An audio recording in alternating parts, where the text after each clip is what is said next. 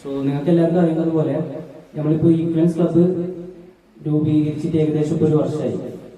Section 1 വളരെ മനോഹരമായി പൂർത്തീകരിക്കാൻ കഴിഞ്ഞു. അപ്പോൾ എല്ലാവരുടെയും അൻവരത്ത ഞാൻ ഈ എൽഫ്നസ് ക്ലബിന്റെ ഉദ്ഘാടനം ചെയ്തു എന്ന് നിർവഹിച്ചുകൊണ്ട് എന്റെ വാക്കുകൾ അവസാനിപ്പിക്കുന്നു. നന്ദി, നമസ്കാരം. എപ്പോഴും കുറെ കുട്ടികളെ അടുത്തുണ്ടാവും. അതാണ് ഞാൻ ഉദ്ദേശിച്ചത്. ഇത്രയും പറഞ്ഞുകൊണ്ട് എന്റെ ആശംസ നടത്തുന്നു. നന്ദി, നമസ്കാരം. സീസൺ 2 നമ്മൾ സ്റ്റാർട്ട് ചെയ്യാൻ പോവാണ്. സീസൺ 1 ഫസ്റ്റ് സ്റ്റാർട്ടിങ് തൊട്ടുണ്ടായിരുന്ന അന്ന് മുതലേ പല കുട്ടികളും പേടിച്ച് വരച്ച് വന്നിരുന്ന ആൾക്കാർ പിന്നീട് അടിപൊളിയായിട്ട് സംസാരിക്കാൻ തുടങ്ങി. എന്നോട് വീട്ടിൽ മുറ്റത്ത് പടർന്നു നിൽക്കും തേമാവ്, എനിക്കും എന്തൊരു തേമാവ്, വലിപ്പമുള്ളൊരു തേമാവ്.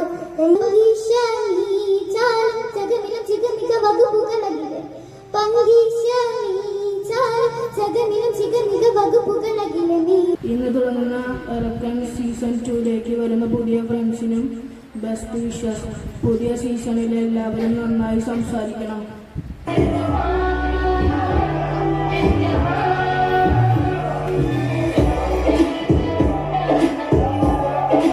കുറേ പേര് ഡാൻസ് കളിച്ചു, പാട്ട് പാടി. അതൊക്കെ വളരെ നല്ല കാര്യമായിരുന്നു. കാരണം നമ്മളങ്ങനെ പറഞ്ഞു കഴിഞ്ഞാൽ ചിലർ ചെയ്യുന്ന പരിപാടി ഒന്നല്ല, എന്നിരുന്നാലും അവരെല്ലാരും കളിച്ചു. അപ്പൊ നല്ലൊരു കാര്യമായിരുന്നു.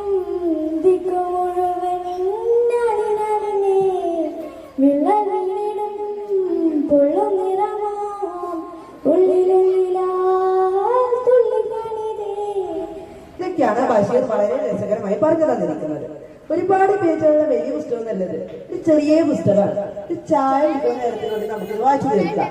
പക്ഷെ വായിച്ചു കഴിഞ്ഞാലും അതിലെ കഥാപാത്രങ്ങൾ നമ്മുടെ മനസ്സിൽ തന്നെ ഉണ്ടാവും. കമ്മ്യൂണിക്കേറ്റ് ചെയ്യുന്ന സമയത്ത് നമ്മളെ കൈ എങ്ങനെ പിടിക്കണം, നമ്മളെ കൈ ഇങ്ങനെ താഴ്ത്തിയിടണം, അല്ലെങ്കിൽ ഇങ്ങനെ പിടിക്കണം. ഇതിനൊക്കെ ഓരോ മെസ്സേജുകൾ ഉണ്ടാവും. നമ്മൾ കൈ താഴ്ത്തിയിട്ടുണ്ട് ഇങ്ങനെ നിന്നിട്ട് പറയുമ്പം വളരെ വളരെ കൃത്രിമത്തായിട്ടാണ് അയാൾ സംസാരിക്കുന്നത്, നമുക്ക് മനസ്സിലാവും. അതേസമയം നമ്മൾ കൈയൊക്കെ ഇവിടെ വെച്ച് കൈ ഇങ്ങനെയൊക്കെ വെച്ചിട്ട് ഇങ്ങനെ സംസാരിക്കുന്ന ഒരാളോട് ആധികാരികമായിട്ടാണ് അയാൾ സംസാരിക്കുന്നത്, നമുക്ക് മനസ്സിലാവും. നമ്മൾ പ്രസംഗം കേൾക്കുമ്പോൾ നമുക്ക് മനസ്സിലാവും വളരെ എഫക്റ്റീവായിട്ടാണ് അയാളുടെ ബോഡി ലാംഗ്വേജ് എങ്ങനെയാണ്, കൈയുടെ ആക്ഷൻ എങ്ങനെയാണ്.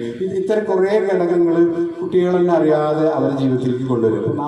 സ്വർഗതാണ് കേട്ടോ. എന്താ കാരണം അറിയോ? ഞങ്ങൾക്ക് ആർക്കും കിട്ടാത്ത കുറെ കാര്യങ്ങൾ ഇപ്പൊ നിങ്ങൾക്ക് കിട്ടുന്നുണ്ട്. ഞങ്ങൾക്ക് ആർക്കും ഇതുപോലുള്ള അവസരങ്ങൾ കിട്ടിയിട്ടുണ്ടായിരുന്നില്ല.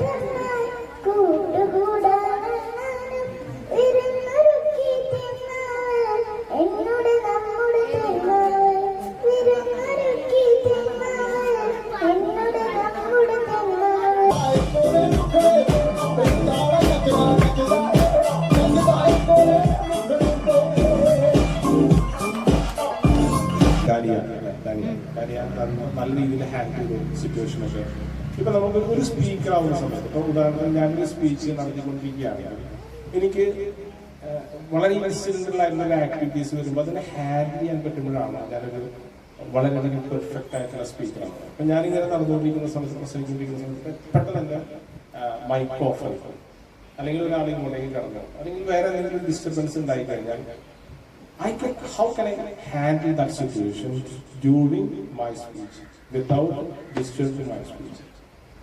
When I reach that situation, I can call myself or that speaker, he is a perfect speaker. എന്റെ മാതരാജ്യം, ഞാൻ പിറന്ന മണ്ണെനിക്ക് സ്വർഗരാജ്യം. മതേതരത്വ ചിന്തയാൽ പുണർന്നിരുന്ന ഭാരതം, പെരുമയേറും പൈതൃകത്തിൻ നാടിതല്ല ഭാരതം. എന്റെ രാജ്യം, എന്റെ മാതൃരാജ്യം, ഞാൻ പിറന്ന മണ്ണെനിക്ക് സ്വർഗരാജ്യം.